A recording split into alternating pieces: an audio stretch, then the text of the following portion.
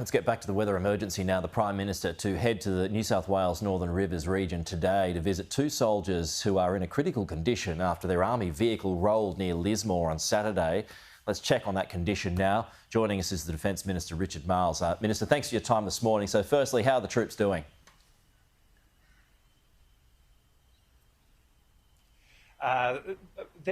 Things are better there, Pete. So all but one of our personnel has been discharged from hospital, and that one person remaining in hospital is in a stable condition. Non-life-threatening injuries is expected to recover.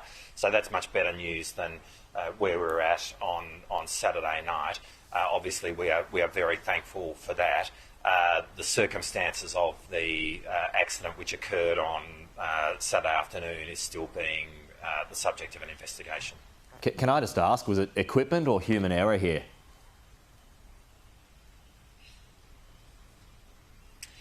Look, all of that is still being investigated. I mean, what we've made it clear, there were two 40-mic trucks. There wasn't a collision. Both of them rolled.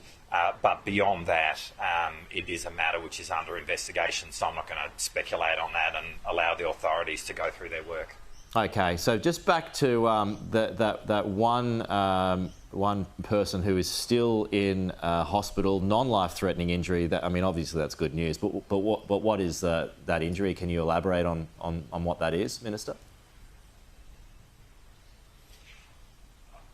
Look, I can't for privacy reasons, but it's not a life-threatening injury. They're in a stable condition. They are expected to recover, so this is good news. So does it? I mean, does it look like it was just a terrible accident that just happened in the moment in wet ground? Well, obviously the conditions were difficult, and you know, there's been, I mean, to state the obvious, an enormous amount of rain and the roads were wet. But look, beyond that, I'm not going to speculate about it. We really do need to let the authorities do their work and ascertain exactly what's happened here. All right. Chris Minns wants more of it, but does this in any way change your thinking when it comes to the ADF helping out natural disasters, Minister?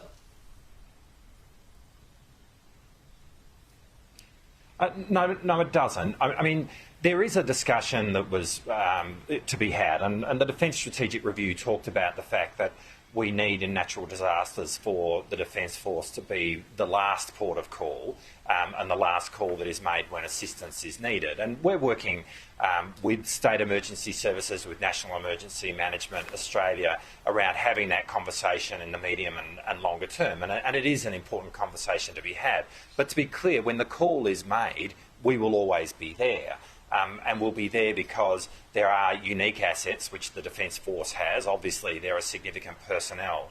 And right now, when you think about it, there are 500 ADF personnel who are engaged in southeastern Queensland, another 700 in northern New South Wales. We've got high clearance vehicles. There's an airlift capacity which is ready to go in the event that people need that support if there are rising floodwaters. I mean, these are assets and capabilities which in some instances only the ADF has, in other instances only the ADF has at scale. So clearly when a call for assistance is made, we will always answer that call. Now, you know, when that call is made, that is a conversation to be had over the medium and longer term, and that's legitimate. But right now, in the midst of a specific crisis, a call is being made and the ADF is there, and when that call is made, we'll always be there. Okay, just a couple of other matters. I mean, your colleague Jim Chalmers, his electorate is facing a lot of rain at the moment. You're there on the Gold Coast. Can you be our weatherman for a tick, Richard? How are things on the Goldie as we speak? Well, it's not the sunny destination for tourism that you're familiar with. It's pretty wild and woolly here, and there has been, coming in last night, there was an enormous amount of rain, and I think as we go into northern New South Wales this morning, we'll see more of that. I mean, throughout Brisbane yesterday, as we were travelling around, and you're right, in Logan, where which is the home of Jim Chalmers, there is an enormous amount of water there as well. So I think the issue now is around flooding and what happens with rising waters, and obviously that will all be looked at very carefully to make sure that can be managed. But you know, this has been a pretty significant weather event, and people are definitely feeling it. That said, what's really impressive for me, coming, I guess, in from the outside, is the degree to which this community has banded together to meet this moment. It says a lot about the people of South East Queensland and Northern New South Wales. And if I could just ask about news poll today, you got a boost. Usually it's been going the other way around. Are you relieved by that? Oh, look, polls are going to be what they're going to be. You can, I mean, I think in this business, if you want to retain your mental health, it's best not to follow the detailed tracking of polls.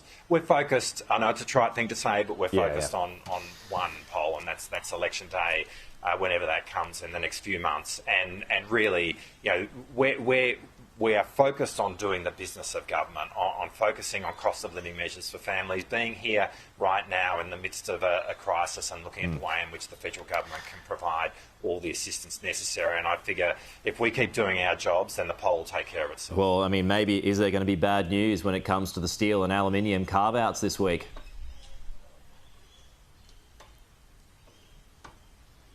Well, again, we've been advocating very forcefully to the Trump administration about why it makes sense for there to be a carve-out for Australian steel and aluminium, Australian exports in general. Our two-way trade with the United States is trade which is very much in the United States' favour. It makes sense that all of this is tariff-free.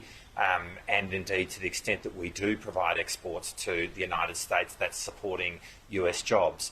Now, that's an argument that we've been making with the US administration. We will continue to make that with the US administration. We've been getting a good hearing. As you know, the President himself has said that this is a matter that they are giving active consideration. We'll see where it lands, but you can be assured that this government will leave no stone unturned in terms of pursuing the case on behalf of Australia. All right, and that might have to be after this week as well, depending on what happens. Richard Marles, thank you so much for your time this morning, live on the Gold Coast there. Thank you.